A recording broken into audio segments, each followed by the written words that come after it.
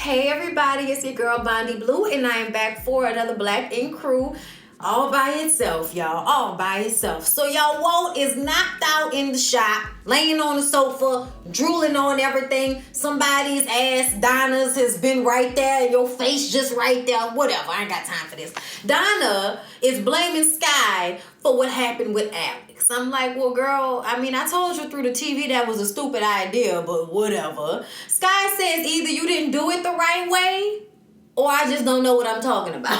Like, it's probably you don't know what you're talking about. But I'm glad you can admit that about yourself. Puma gets them on a serious tip about how stressful everything has been for C's with this Brooklyn shop. Okay, people threatening him not knowing what to do about it, them trying to do this for the boy Corey. You know, C's is friend who got shot back in the day. So this is supposed to be in his memory, and it's important on a whole different level for him. So Puma is just trying to get everybody to help C's through this very difficult time. All right, but C's comes in actually on the good foot. Okay, coming on the good foot. And he says that he has rented a house in Brooklyn because they doing this. He talked to Corey's mom, and he gonna open the Brooklyn shop. Where Brooklyn at? Where Brooklyn at? Where Brooklyn at? Where Brooklyn at? All right, I had to do it, okay? I had to do it. Walter meets with Jessica and her son, Xavier, and they play some basketball. Y'all, I could not take Walt. For one, he was high as hell. I mean, them eyes was red, Lord, okay? And then he like standing there talking to Xavier. He just keep moving with the ball and stuff. He's like, where you going, son? Okay, Xavier says that you want to get serious with my moms, we gonna play for it, okay? You win, then you can date my moms. If I win, then I get to choose. So they play, okay? Whoever gets the 3 first wins. And of course, Walt old high ass loses by 1 point, and he like all stressed out. I'm like, whatever, y'all. Okay, this produced ass shit. It's obvious y'all have already met. Y'all are already cool. It was all a joke, okay? Once, you know, the game was over and he had lost, Jessica was like, we were just playing with you, babe. And Xavier was like, it's all good, son. And Walt was like, yeah, I ain't want to have to sneak around with your mama behind your back. He was like, hold up. It's like, I don't know why you thought that you not liking him was going to mean they wasn't going to be together. People say that all the time, but really they counting on their kids not being jerks about it. Like, I was counting on you to not to be a jerk about this and, you know, let mama have a life. Don't be like Jody. Mom gotta have a life too. Ted is back, y'all. We was wondering what happened. Well, now we know what happened. He pulls Puma and C's to the back. They were looking at some plans for the float that Puma is putting together, and Ted didn't really care too much about that. He had a conversation he needed to have, pulls him to the back, apologizes to Puma for being a hater. I'm glad he realized that that's what he was doing, because that's what he was doing. He was definitely being a hater. But he's having some personal issues going on. Y'all know his brother is doing like a 10-year bid in jail right now. He has 7 to 8 years left. He got into a fight with some of the correctional officers, and he ended up in the infirmary. Okay, he wrote the letter, I'm sure, with, you know, giving the specifics, and the family is upset, but they can't do nothing about it. Y'all, I hate that feeling. I really, really hate that feeling. But there's nothing you can do but stand on the sidelines and wait. Wait for him to get out of jail, or wait for, you know, what might be an even worse outcome. You never know what happens in jail once you done pissed off the COs, okay? Just saying. So it's stressful. His mom's health hasn't been that great, so he's been there with her while they try to deal with this. The fact that they can't really do nothing about it, you know? I felt so bad for him when he was talking about that. So y'all didn't go to BK. They got this nice house. The plan is to spend these next 4 days getting the Brooklyn shop ready for the grand opening, getting ready to party, all right? Because they having like the Caribbean festival, and it's like this called, what is it? Jovert? Something like that. Jovet. It's the Jovet festival. And it kind of looks like Carnival and Mardi Gras to me, because like it's like a party on the street where everybody's walking, and then there's like the float situation. It kind of seemed like a New Orleans thing, because the first time they went partying, it was throwing a paint and getting drunk and walking down the street. that kind of looked like after the parade. They look like they was, out here to have a good time and everybody get drunk and be out in these streets naked, all right? But first, it kicked off with this festival, and C's gets on the stage. He announces Black Ink Brooklyn is coming to town, and he gets a congressional certificate, a little award for his work in the community, all right? And because of that, he's giving out free tattoos at this festival. Everybody's twerking. C's looks like he just did a 10-year bid. I mean, damn, C's, when did this happen? Nigga, you look like you just got out of jail. Like, damn. He looked big as... I didn't realize he had gotten that big. That boy must be hitting that shit hard. Like, damn. Okay, look. Sky, Q, and Mike go costume shopping and try on carnival digs. And Mike gets the call that his DNA results came in. So we still all excited because, we watch Paternity Court every day. So we trying to find out who's the daddy, right? So Mike meets up. I think it might have been Sky's place. I wasn't sure because Q was with them at first, but then he left. And then Mike went to get the results, come back to Sky's place so he could read them. Just as he's pulling them out the paper, she get a text from some D. And I'm like, oh, that's the little boyfriend that you got? That's what this is? Y'all trying to, kind of sneak in the little boyfriend or whatever? Because she was like, oh, I'm about to get some good Z tonight. And it's like, girl, we about to open this paternity test. What's wrong with you? Focus. Puffy. Focus. He opens the papers and finds out that he's not the kid's father. And his heart is broken. And I imagine it's like when women think they're pregnant and they're not, or when they, have maybe not as close as having a miscarriage, but definitely when you think you're pregnant and you find out that you're not.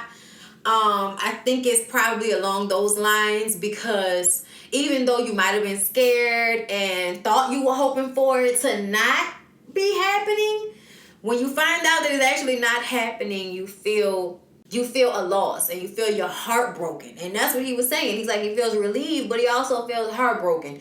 And I totally understood how he felt, and I felt so bad for him. Y'all like Mike. So y'all, Bay and Dinah go to the hardware store. I don't know what they was doing in the hardware store, but wherever y'all gotta go to tape at, I guess Black Ink. I don't know what's happening with y'all lately. Y'all need to get it together, because this was just stupid. Anyway, so Donna is now regretting her insensitivity towards Alex about this marriage situation.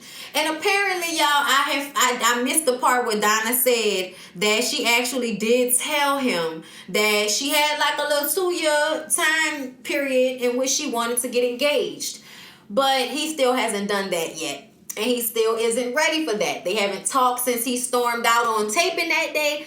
So yeah, she needs advice. And Bay tells her, don't rush into it. Take your time. Like, I know you gave him this ultimatum and everything, but learn from my mistakes and take your time. Don't be stupid. You're rushing into a relationship, and if it's really not right, then y'all gonna end up getting a divorce or an annulment anyway. So I just kind of feel like Donna always wants something. Like, it's this generation of instant gratification. It's not about what what marriage actually is. You think you know what it is, but if you can't even give yourselves time to both be ready for it, then I don't think you really know what marriage is about. I think you just like the way it looks. I think you think the shit is cute.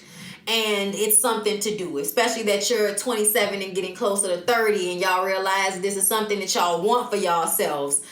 And I get all of that, but you have to give him time to get his head in the game, just like Bay said. You can't just keep pushing it down his throat, because then that's going to have the reverse effect that you wanted. So it's best to handle it lightly. You know what I'm saying? And if you want to still be with him, then be with him. But don't leverage y'all relationship on whether y'all get married after only being with each other for 2 years. I know that seemed like a long time, Donna, but it's really not. Especially not for you and Alex. Y'all are hella immature.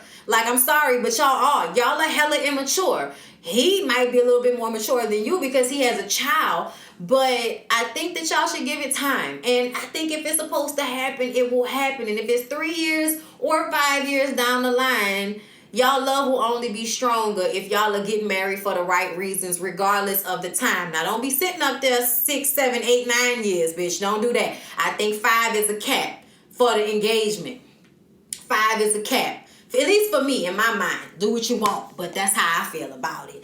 Either way, I really do hope they work it out because I think they're super cute. Like, honestly, I think their relationship surprised everybody.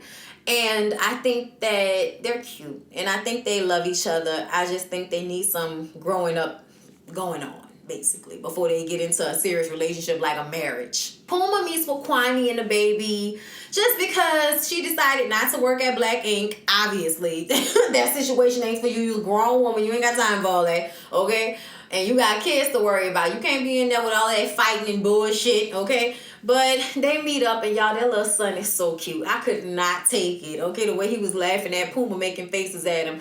But Puma is just trying to find any time to spend time with his family. And he just, talks about how stressful everything has been with this Brooklyn shop and how important it is. And Kwani expresses how she's worried about the Joubert parade and party and all of that because somebody's always getting shot at that party. Somebody's always getting shot. Somebody's always getting in a fight. Something is always going down. So she just wants him to be mindful that he has a family. And if something pops off, you need to get out of there. Because you got kids and a wife at home expecting you to come home in one piece. He says he know what he got to do. But they have to go because it ain't no shoulda, coulda, wouldas around here. They got to get out there and get it. But he will try to be as safe as possible.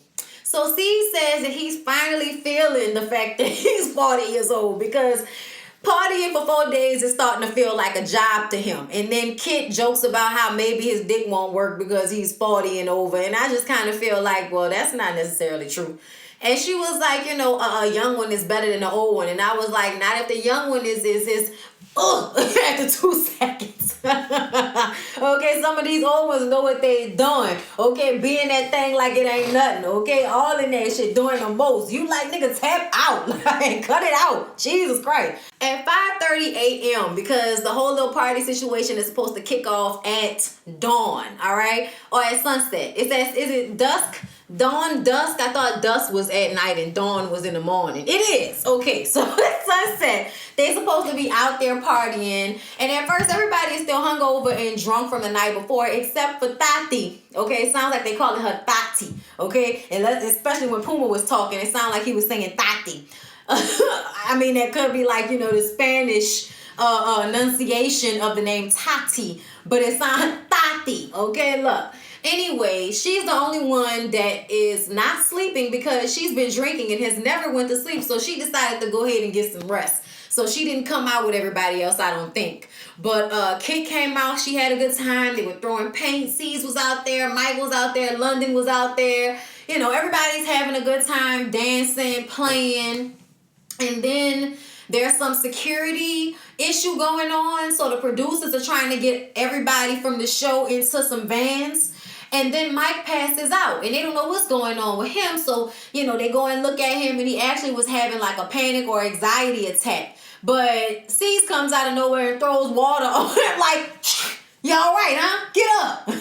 It's like, just no sensitivity to the situation whatsoever. But Mike just got a little overwhelmed, but he ended up being okay. And the party continues. They go back to the house to get dressed and all of the costumery and everything with the headpieces and wings and everything for the carnival parade because they're about to get on the float. They got a Black Ink float.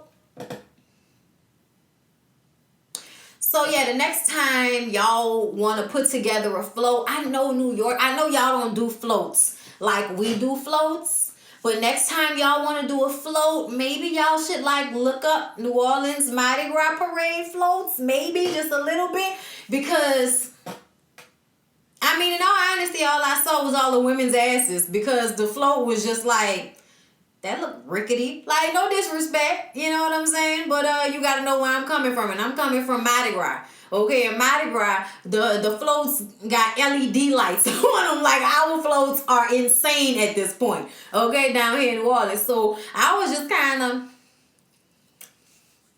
Y'all should research next time. I mean, maybe y'all can't do that out there in New York. I don't know. It's no disrespect. But I'm just saying. But everyone looking good, and then it was like raining, so now you know everybody gonna be wet and gyrating and drunk. And just make sure everyone's being safe, because it looks like funk, STDs, consent, no consent. You know, it looks like, you know, a situation where you might want to just make sure all your homegirls are with you and are not putting down and picking up drinks and stuff like that. That's all. Just everybody be safe out there. All right. But yeah, that was Black Ink Crew. Wasn't really much to it. Hope y'all enjoyed the review. Please don't forget to like, comment, and subscribe to my channel if you have not already. Support your girl. Okay, Patreon, PayPal, Cash App. Okay, become a member. Support. Thank you. Love you. About to go watch the Oval and Sisters. See how I feel about it. See y'all in the next one. Peace out.